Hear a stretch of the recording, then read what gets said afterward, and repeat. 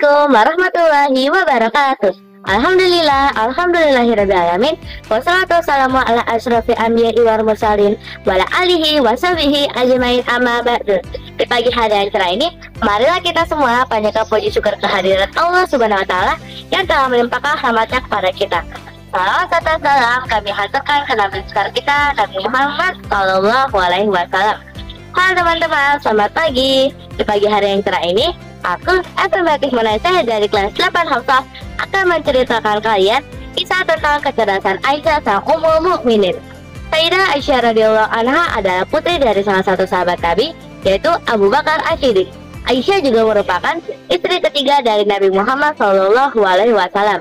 Aisyah kerap dipanggil sebagai Ummul Mukminin yang memiliki arti sebagai ibu para mukmin.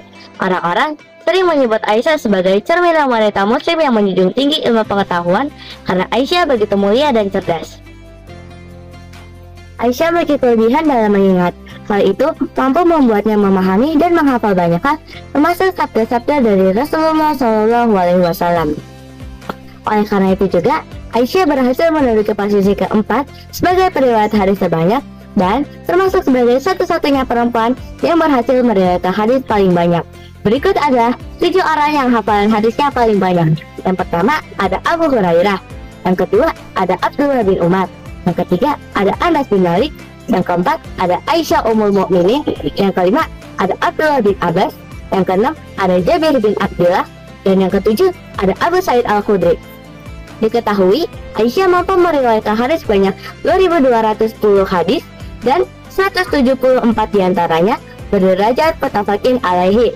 Mayoritas hadis yang Aisyah riwayatkan adalah tentang rumah tangga, tentang kehidupan Nabi, dan tentang peran Nabi sebagai suami. Di saat Aisyah masih kecil, ia memiliki ingatan yang luar biasa terkait segala peristiwa yang dialaminya semasa kanak-kanak. Ia bahkan mampu memahami hadis-hadis dari Rasulullah Shallallahu Alaihi Wasallam yang dinilai mudah baginya, lalu diriwayatkan olehnya. Aisyah juga bisa menyimpulkan hukum dan cabang fikih dari hadis tersebut. Hal itu dapat dibuktikan dengan adanya salah satu riwayat hadis yang di dalamnya terdapat firman Allah Subhanahu wa taala yang turun ketika Aisyah masih kecil. Berikut bunyi hadisnya.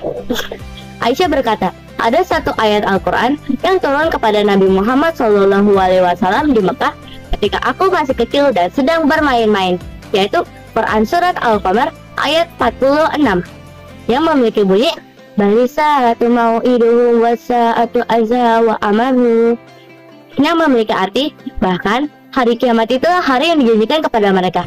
Hari kiamat itu lebih dahsyat dan lebih pahit. Tidak hanya memiliki kelebihan dalam mengingat dan mampu menyimpulkan hukum dan cabang fikih dari hadis tersebut, Aisyah kecil pun sudah mampu menjaga rahasia-rahasia peristiwa hijrah Nabi Muhammad SAW dan seluk-beluknya.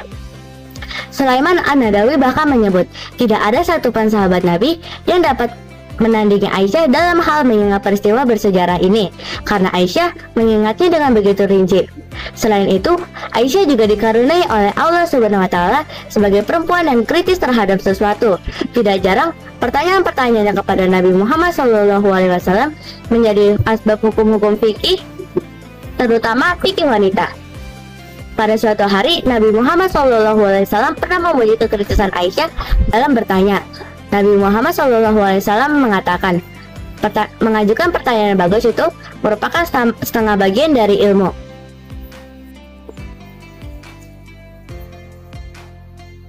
Kecerdasannya yang luar biasa dan hafalan yang kuat membuat Aisyah menjadi rujukan-rujukan para sahabat Nabi.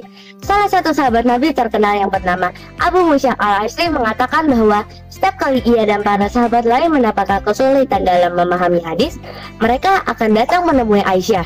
Hebatnya, Aisyah mampu memahami hadis tersebut. Masya Allah, semoga kisah kecerdasan Aisyah sang Ummul Mukminin ini bisa memotivasi kita semua untuk terus semangat dalam mempelajari dan menghafal Al-Quran, hadis, dan ilmu agama Islam lainnya. Terima kasih karena sudah mendengarkan kultum ini. Maaf bila ada kesalahan dalam berbicara. Wabillahi taufiq wal hidayah. Wassalamualaikum warahmatullahi wabarakatuh.